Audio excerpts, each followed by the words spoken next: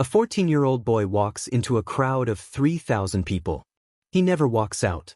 October 12, 1973. 9:47 p.m. Brandon Lewis steps past the ticket booth at the Charlotte Fair, a nickel clutched in his palm, the promise of one more ride burning in his chest. The Ferris wheel spins above him, painting the night in strokes of red and gold. Somewhere a child screams with joy. Somewhere a bell rings. 9:48 p.m. He's gone.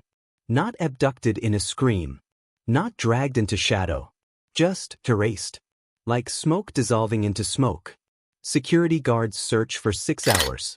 Police dogs trace his scent to the parking lot, then lose it on asphalt. No witnesses.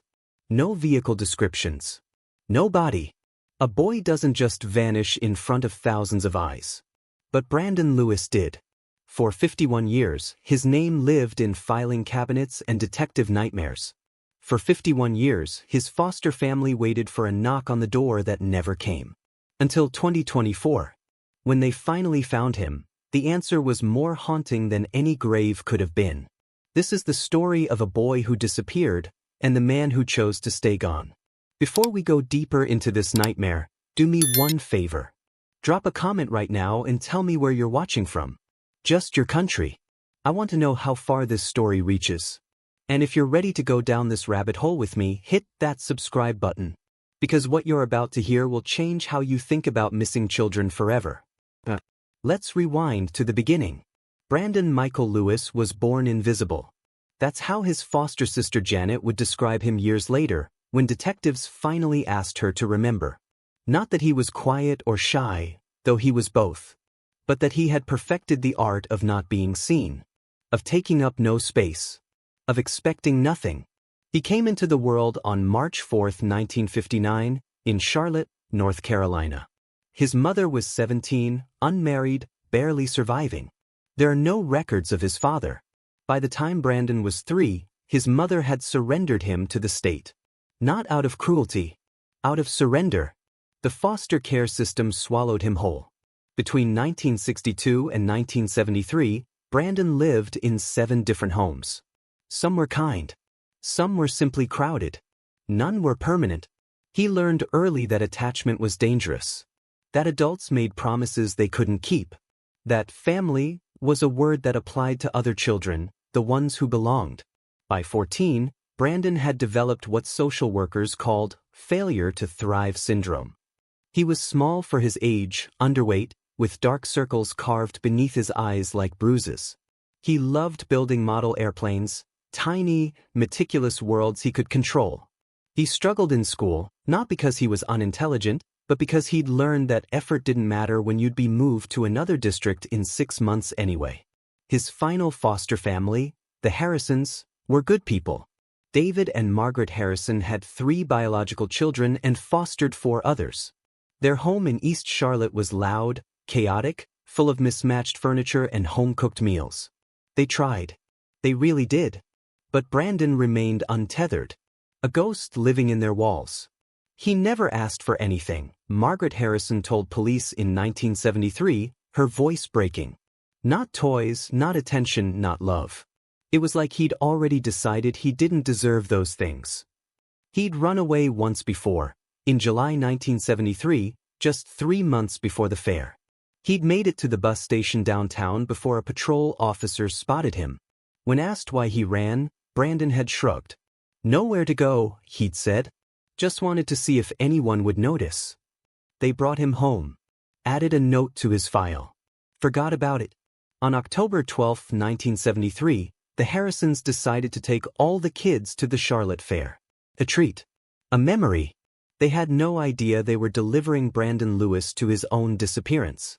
And he had no idea he'd never come back. 7:32 p.m., the Harrison family station wagon pulls into the fairground parking lot. 6 children pour out, buzzing with sugar-fueled anticipation. Brandon is the last to exit. He wears a brown jacket 2 sizes too big, jeans with a patch on the knee, scuffed sneakers. David Harrison hands each child $5. Stay together, he says. Meet back at the Ferris wheel at 10 o'clock. Brandon pockets his money. Nods. Says nothing. 7:45 p.m., the family enters the fairgrounds. It's opening weekend, peak season. The air smells of fried dough and diesel fuel. Carnival barkers shout promises of impossible prizes. Rides clank and whir, mechanical hearts beating against the October sky. 3,000 people move through the grounds like a single organism. Brandon stays with the group for 20 minutes. Then, near the ring toss booth, he drifts backward. 1 step, 2. By the 3rd step, he's swallowed by the crowd. No one notices. 8:47 p.m., a foster brother, Tommy, spots Brandon near the Tilt-A-Whirl. He's standing alone, watching the ride spin, hands shoved deep in his jacket pockets. Tommy calls out. Brandon doesn't turn. Tommy shrugs, moves on. It's the last confirmed sighting by someone who knew his name. 9:38 p.m., a vendor named Carl Pittman sells a Coca-Cola to a skinny kid in a brown jacket. He remembers because the boy paid in exact change and didn't make eye contact. Quiet type, Pittman told police later. Didn't say thank you. Just took the Coke and walked toward the south exit. Toward the parking lot. Toward the road. 9:47 p.m., somewhere between the soda stand and the south gate, Brandon Lewis ceases to exist. No one sees him leave. No one sees him get into a car. No witnesses recall a boy matching his description past this moment. 10:15 p.m., the Harrison family gathers at the Ferris wheel. 5 children. Not 6. Where's Brandon? Margaret Harrison asks. No one knows. 10:35 p.m., David Harrison alerts fair security. An announcement crackles over the loudspeakers. Brandon Lewis, 14 years old, brown jacket, meet your family at the Ferris wheel. The message repeats every 10 minutes. Brandon doesn't come. 11:03 p.m., police are called. Officers begin sweeping the fairgrounds. They check bathrooms, first aid stations, behind game booths. Parents clutch their own children tighter. 11:58 p.m., the fair closes. The lights shut down section by section. The crowd empties into the parking lot, 1,000 cars igniting into the darkness. Brandon Lewis is not among them. By midnight, the fairgrounds are silent. Empty. A ghost town of trampled popcorn and abandoned ticket stubs. And somewhere, in a direction no one could trace, a 14-year-old boy was already miles away, walking toward a life that wouldn't include his name. October 13, 1973. 6:14 a.m. The sun rises over Charlotte like an accusation. Brandon Lewis has been missing for 8 hours. Detective Raymond Howell arrives at the Harrison home at dawn. He's 42, a 17-year veteran of the Charlotte-Mecklenburg Police Department, a man who's seen enough to know that missing foster kids usually mean one of 2 things: they ran, or someone took them. He needs to figure out which. Margaret Harrison sits at the kitchen table, her hands wrapped around a coffee mug she hasn't touched. Her eyes are red, sleepless. David paces near the window, checking the driveway every 30 seconds as if Brandon might simply walk up and apologize for worrying them. Has he run away before? Howell asks, pen poised over his notebook. Margaret nods. Once. In July. He came back. Did he say why he ran? He didn't say much of anything, David admits. Brandon wasn't. He wasn't a talker. Howell makes a note. Prior runaway. Possible repeat behavior. But something nags at him. The fair was 3 miles from the Harrison home. If Brandon wanted to run, why wait until he was surrounded by thousands of people? Why not just leave from the house? 7:30 a.m., search teams deploy. 30 volunteers, coordinated by the fire department, fan out across a 2-mile radius from the fairgrounds. They check drainage ditches, wooded areas, abandoned buildings. They call Brandon's name into the wind. Nothing calls back. 9 a.m., T9 units arrive. A German shepherd named Rex is given one of Brandon's shirts to scent. The dog tracks from the fairground entrance to the south gate, then out to the edge of the parking lot. There, on the shoulder of Providence Road, Rex stops. Circles. The scent is gone.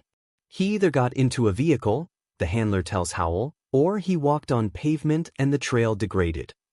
Howell stares at the empty road. If Brandon was taken, there should be signs of struggle. Witnesses. Something.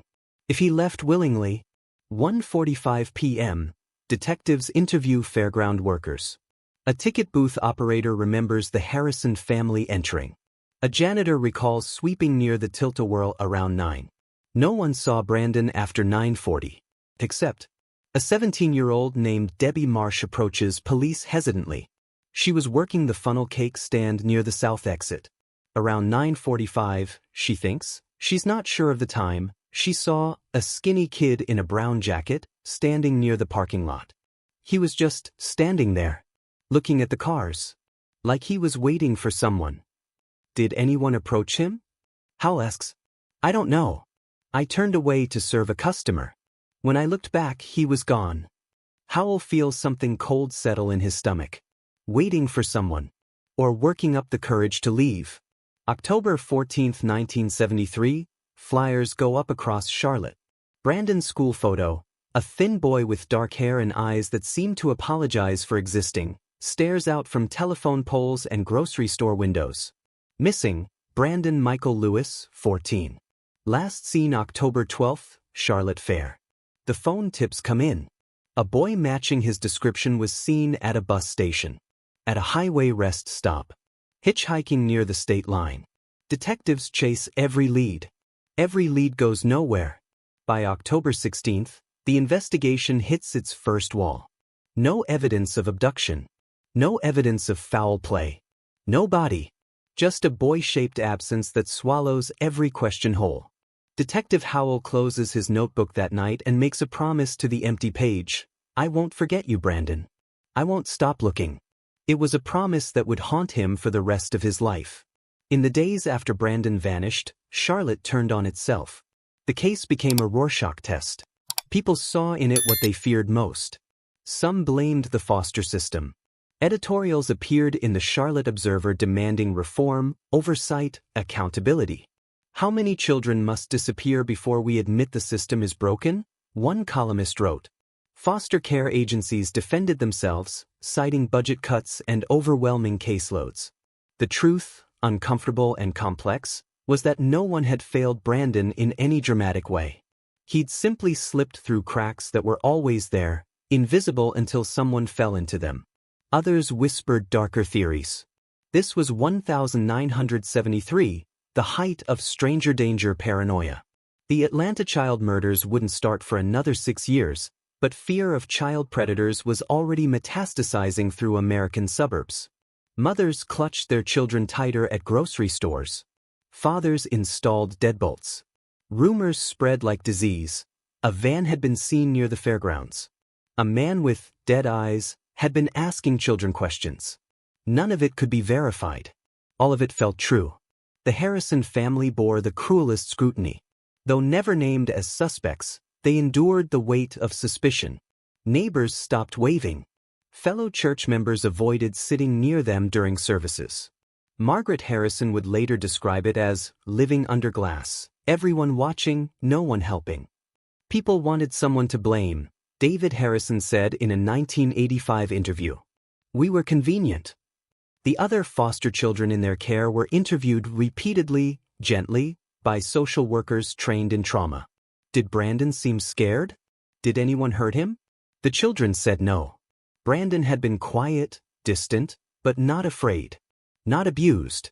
Just untethered. By November 1973, Margaret Harrison had stopped sleeping. She kept Brandon's room exactly as he'd left it. The model airplane half-assembled on his desk, his bed made with military precision, his one pair of good shoes lined up by the door. I kept thinking he'd come home cold and hungry, she told police. I wanted him to know his place was still here. But weeks became months. Media attention faded. The tip line went silent. By Christmas 1973, Brandon Lewis was no longer front-page news. He was just another name in a file cabinet. Another face on a flyer that people stopped seeing. The community moved on. His foster family never did. You don't get over it, Margaret said years later. You just learn to carry it. Like wearing someone else's grief as a second skin. Detective Raymond Howell couldn't let go. It became his colleagues' running joke, then their quiet concern, then just an accepted fact. Howell had a case that owned him. Every year on October 12th, he'd pull Brandon's file. Read through it again, searching for the detail he'd missed. The clue hiding in plain sight. He'd call the Harrison family, later just Margaret, after David died in 1989, and tell her the same thing: "I'm still looking." In 1982, Howell drove to Tampa, Florida, chasing a tip about a young man with amnesia. It wasn't Brandon. In 1988, he spent 3 weeks cross-referencing unidentified remains in a 5-state radius. None matched. In 1995, Howell retired. He was 64, exhausted, haunted. At his retirement party, a rookie asked him what case he regretted most. "Brandon Lewis," Howell said without hesitation. "Every single day." He took a copy of the file home. Kept it in his study. His wife learned not to ask about the folder he'd pull out late at night, reading by lamplight like scripture. "Some cases haunt you," Howell said in a 2010 interview, his voice raspy with age. "Brandon was mine. Still is." By the late 1990s, technology began to change investigative work. DNA databases emerged. Digital records replaced filing cabinets. Missing persons cases went online. In 2005, the National Missing and Unidentified Persons System, NAMUS, launched. Suddenly, fragmented cases scattered across jurisdictions could be cross-referenced, compared, solved. Detective Sarah Chin inherited the cold case unit in 2010. She was 32, sharp, relentless.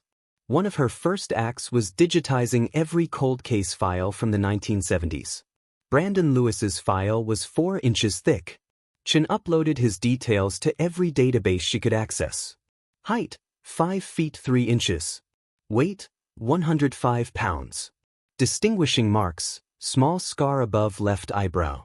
Last seen, October 12, 1973, Charlotte Fair. Years passed. Nothing. Chen would later admit she'd almost given up. After 40 years, you start to assume someone's dead. That their remains just haven't been found. But something about Brandon's case felt different. There was no evidence of death.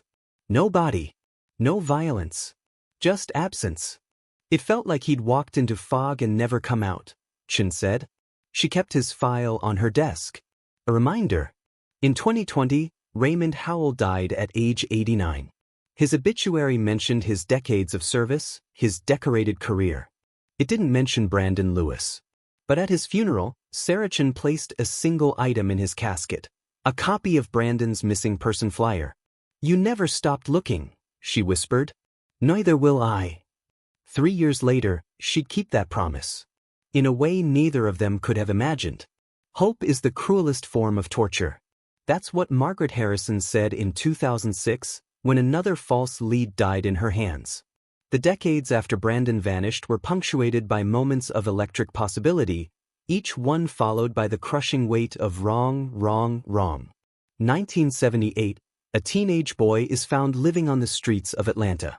He calls himself Brandon. He's the right age, similar build. For 48 hours, the Harrison family allows themselves to believe. Margaret drives to Atlanta with Brandon's school photo clutched in her hand. The boy looks at it. Shakes his head. "That's not me." DNA testing doesn't exist yet. They rely on physical comparison. Different scar. Different eye color. Wrong Brandon. Margaret drives home in silence. 1983. A body is discovered in rural Virginia. Approximately 24 years old. Mummified by heat and time. The height matches. The approximate age matches. Margaret Harrison, now 53, makes the 6-hour drive to identify the remains. She stands in the medical examiner's office, staring at bones arranged on a metal table like a horrible puzzle. "Is this your foster son?" they ask. She wants to say yes. To end it. To bury something. But the dental records don't match. Wrong teeth. Wrong boy. She drives home alone again. 1991. A man claiming amnesia walks into a Dallas police station. He's 32, disoriented, convinced he's from North Carolina. Police run his fingerprints. No matches. They contact cold case units across the state. Chin, not yet on the case, sends Brandon's file. The man's fingerprints don't match. His scars don't match. Wrong man. Another hope extinguished. 1990, Margaret Harrison dies. She's 68. In her final weeks, her daughter Janet sits beside her hospital bed. Do you think he's still out there? Janet asks. Margaret's eyes are closed, her breathing shallow. Every single day, she whispers. I see him every single day. She dies without answers. 2012, David Harrison follows her. His last words to Janet, tell Brandon we loved him. If you ever find him, tell him we never stopped. But how do you tell a ghost? By 2020, Brandon Lewis had been missing for 47 years. Most of the detectives who'd worked his case were dead or retired. Most of the witnesses had faded into age or amnesia. The Harrison foster siblings, now in their 50s and 60s, had scattered across the country. Janet alone carried the vigil. She became an advocate for missing children, speaking at conferences, lobbying for legislative change. She never mentioned Brandon by name. But everyone knew. My brother taught me that absence is its own kind of presence, she told a Senate committee in 2018. That not knowing is worse than the worst truth. By early 2023, Brandon's case was 50 years cold. The file sat in a database, untouched, digital dust gathering. Everyone assumed he was dead. Everyone except Detective Sarah Chin, who was about to prove them all wrong. January 2023. Sarah Chin attends a forensic science conference in Richmond, Virginia. The keynote speaker is Dr. Elena Vasquez, a genetic genealogist who helped solve the Golden State Killer case in 2018. Dr. Vasquez explains how DNA from crime scenes can be uploaded to public genealogy databases, sites like Ancestry.com and 23andMe, to find familial matches. Distant cousins. Third and fourth degree relatives. People who've submitted their DNA for fun, never knowing they'd help solve a murder. Chen sits in the audience, mind racing. Most cold cases require biological evidence. Blood. Semen. Brandon's case has none of that. He didn't die, or if he did, his body was never found. There's no DNA to test. But what if Brandon had living relatives? What if those relatives had used ancestry websites?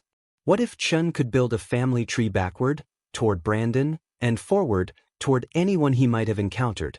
It's a long shot. A thread so thin it's nearly invisible. But it's something. Chen approaches Dr. Vasquez after the talk. Explains Brandon's case. No DNA from the victim, she says. But I might be able to find his biological family. Dr. Vasquez considers. You'd need a genealogist. Someone who can build trees from scratch. It'll take months. Maybe years. I've already waited 13 years, Chen says. What's a few more? March 2023, Chen hires a forensic genealogist named Marcus Trent. Together, they begin reconstructing Brandon's biological family tree. His mother, Linda Sue Lewis, is dead, overdose, 1987. But Linda had siblings. Those siblings had children. Those children had children. Genetic breadcrumbs scattered across 3 states. May 2023, Trent uploads a DNA profile to GeneMatch, a public genealogy database that allows law enforcement access. He's not uploading Brandon's DNA, they don't have it. He's uploading constructed profiles based on Brandon's known relatives, hoping for hits. Nothing. June 14, 2023, a match appears. A third cousin. Someone who shares a great-great-grandparent with Brandon Lewis. The match leads to a man living in Chattanooga, Tennessee. Name, David Michael Brennan. Age, 65. Trent pulls Brennan's records. No birth certificate on file in Tennessee. Social Security number issued in 1975, when Brennan would have been 16. High school diploma from a Tennessee school in 1977, but no elementary or middle school records.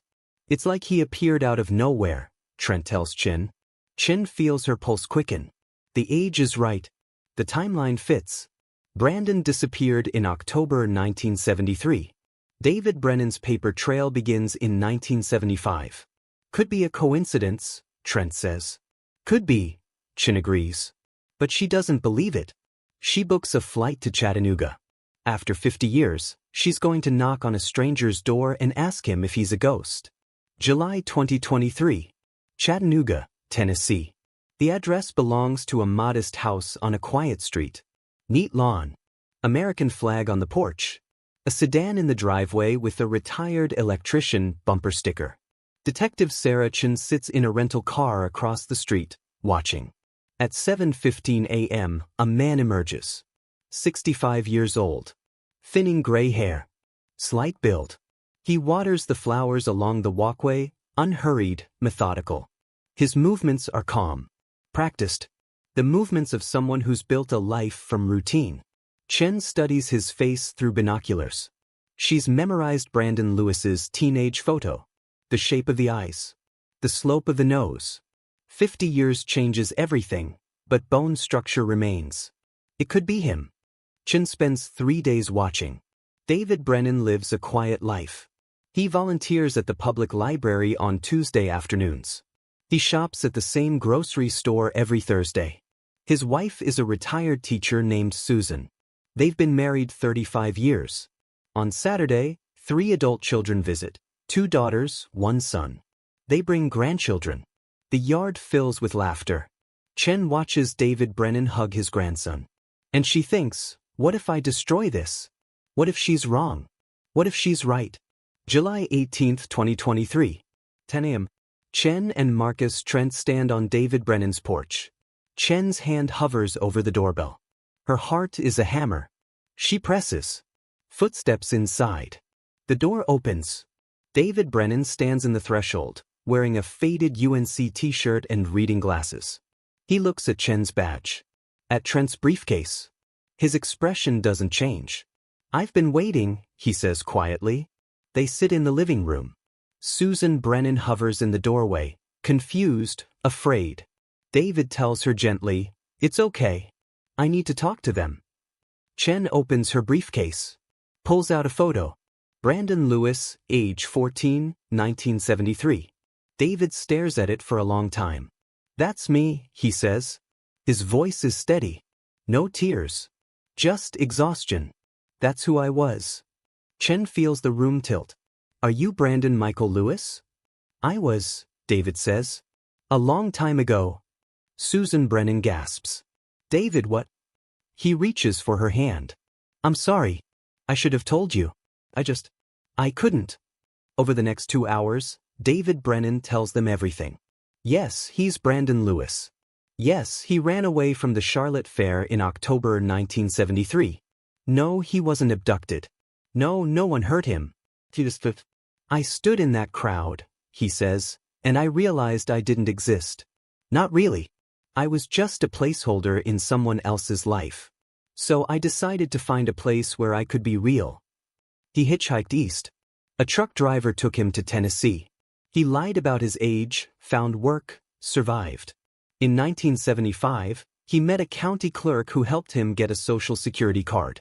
He borrowed the name from a gravestone he'd seen in a cemetery, David Michael Brennan, 1959 to 1962. A boy who died as a toddler. Brandon became David. David built a life. I didn't know people were looking, he says. I thought everyone would just forget. Chen's voice is gentle. Your foster mother died in 1998. She spent 25 years waiting for you. David closes his eyes. When he opens them, they're wet. I didn't mean to hurt anyone, he whispers. I was just a kid who wanted to disappear. And he did. For 51 years. David Brennan, Brandon Lewis, sits at his kitchen table, hands wrapped around a coffee mug he hasn't touched. Outside, July sunlight pours through the windows. Inside, 51 years of silence begin to crack open. I need you to understand, he says. It wasn't abuse. Nobody beat me. Nobody touched me. The Harrisons were good people. Chen nods. Says nothing. Lets him talk. But I was invisible, Brandon continues. Do you know what that feels like? To live in a house with 7 other people and know that if you disappeared, the only thing that would change is they'd have 1 less mouth to feed. He traces the rim of his mug with 1 finger.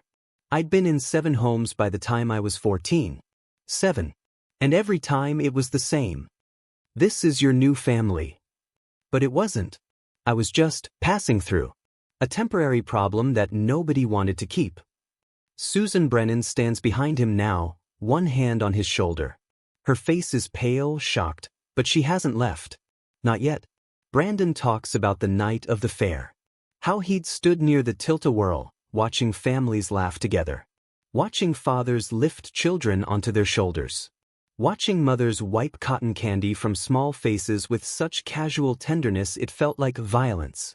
I realized I'd never have that, he says. Not because I was a bad kid. Just because nobody chose me. Nobody ever chose me. He'd walked toward the parking lot. No plan. Just movement. A truck driver had asked if he needed a ride. Brandon said yes. By midnight, he was in Tennessee. The first week was terrifying, Brandon admits. I slept in a bus station. Stole food from gas stations. Thought about going back. But every time I imagined walking through that door, I saw the relief on their faces. One less kid to worry about. So he stayed gone. In 1974, he found work at a construction site. Lied about his age, said he was 18. The foreman didn't ask questions. In 1975, he met a county clerk named Eddie Marsh who took pity on him. Eddie had a nephew who died young, David Michael Brennan. The birth certificate still existed. Eddie helped me get a social security card, Brandon says. He told me, everyone deserves a fresh start. I don't know if he knew I was running, but he gave me a way to exist. David Brennan was born. Brandon Lewis disappeared. In 1978, David met Susan at a church potluck. They married in 1980. He never told her the truth. I wanted to, he says, looking at his wife, 1,000 times. But I was terrified you'd leave. That I'd lose everything again. They had 3 children. David became an electrician. Coached Little League. Volunteered at the library. Built a life that was quiet, stable, real. I wasn't running from you, he tells Susan. I was running from being nobody. Chen asks the question gently, did you know people were looking for you? David shakes his head. Not really. I thought maybe for a few weeks. But I was just a foster kid. I figured they'd file a report and move on. He looks at Chen, his eyes raw. I didn't know anyone cared enough to look for 50 years. His voice breaks. I didn't know I mattered. August 3, 2023. Janet Harrison receives a phone call that stops time. She's 67 now, living in Raleigh, her hair gray, her hands marked by arthritis. For 50 years, she's carried her foster brother like a stone in her chest. Janet, Detective Chen says. We found him. We found Brandon. The world tilts. Is he alive? Yes. Janet sits down hard. The word doesn't make sense. Alive.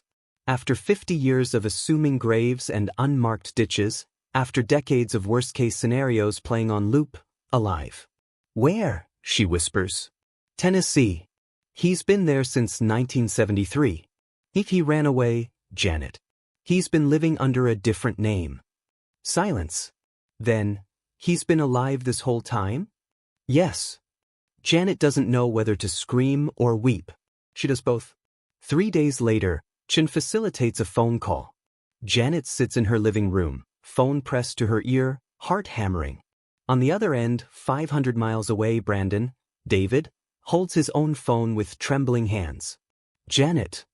His voice is older, rougher, but she knows it. God, she knows it. Brandon. She's crying. I thought you were dead. I'm sorry. He's crying too. I'm so sorry. Mama died looking for you. Daddy too. They never stopped. David makes a sound like breaking. I didn't know. I swear I didn't know. They loved you, Janet says. You weren't just another kid. You were ours. The silence that follows is 51 years heavy. Can I see you?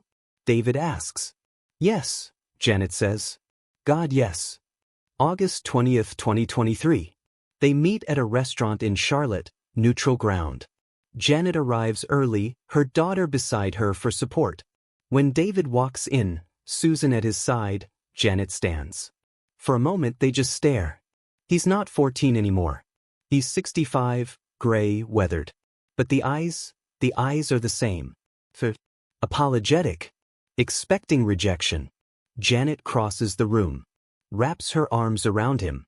"You're real," she whispers. "You're really real." David sobs into her shoulder like the child he was. They talk for 3 hours. Janet brings photos, their foster parents, the house, Christmases from 1972. David stares at them like artifacts from another life. "Mama kept your room the same for 2 years, Janet tells him. "Your model airplane. Your shoes. She wanted you to know you could come home." David can barely speak. "I stole her peace." "No," Janet says firmly. "The system did. Fear did. You were 14 years old. You did what you thought you had to do to survive." Before they part, Janet hands him something, a small photo of Margaret Harrison, taken in 1995. She's smiling, but her eyes are haunted. "She forgave you before she even knew what happened," Janet says. "I forgive you too." David holds the photo like it might burn him. "I don't know if I forgive myself," he whispers. "You will," Janet says. "We'll help you." Legally, David Brennan faces no consequences. He was a minor. Running away isn't a crime. The statute of limitations on false identity claims has long expired. But the court of public opinion is less forgiving. When the story breaks, missing teen found alive after 51 years, reactions are split. Some call him a survivor of a broken system. Others call his silence selfish. Message boards explode with debate. Did he owe his foster family closure? Should he have come forward sooner? David declines most media requests. He issues one statement. "I'm sorry for the pain I caused. I was a child who felt invisible, and I made a choice that haunted more people than I could have imagined. I hope my story shows how easily children can slip through the cracks and how desperately we need to see them before they disappear." His wife Susan stands by him. His children struggle, but they don't leave. "He's still our dad," his daughter tells reporters. "Just with a past we're learning to understand." Detective Sarah Chen closes the case file on September 1, 2023. But resolution doesn't feel like victory. It feels like 51 years of questions that can never be fully answered. Brandon Lewis's case is solved. But nothing is resolved. He's alive, which should be a miracle. It is a miracle. But it's a miracle wrapped in grief, guilt, and the unbearable weight of lost time. Detective Sarah Chen describes it as the most bittersweet case of my career. We found him. But we can't give back what was stolen, not from him, not from his family. What was stolen wasn't just 51 years. It was Margaret Harrison's peace. David Harrison's closure. It was the childhood Brandon never got to have, the family he never let himself believe in. It was the boy who stood at a fair in 1973 and decided he was so invisible that disappearing wouldn't even matter.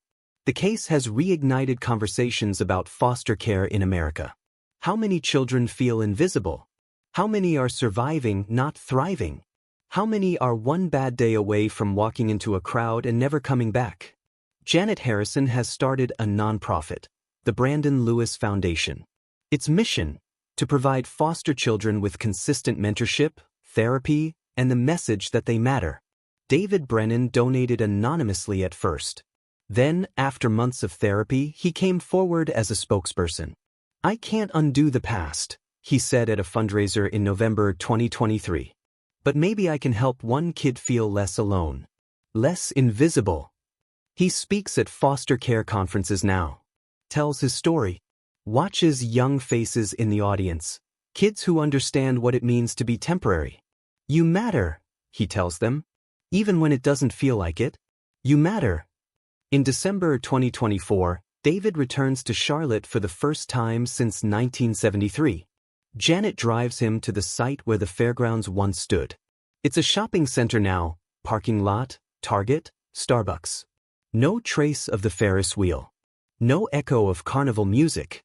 David stands in the parking lot, hands in his pockets, staring at asphalt. "This is where I stopped being Brandon Lewis," he says quietly. "I'm still not sure who I became." Janet takes his hand. "You became someone who survived. That's enough." "But is it?" David visits the cemetery where Margaret and David Harrison are buried. He stands at their graves for an hour, silent. Before he leaves, he places 2 items at the headstone: a model airplane, assembled with meticulous care, and a note: "I'm sorry. I'm home now." The case is closed. The questions never will be: was Brandon a victim or a perpetrator? A survivor or a deserter? Both? Neither?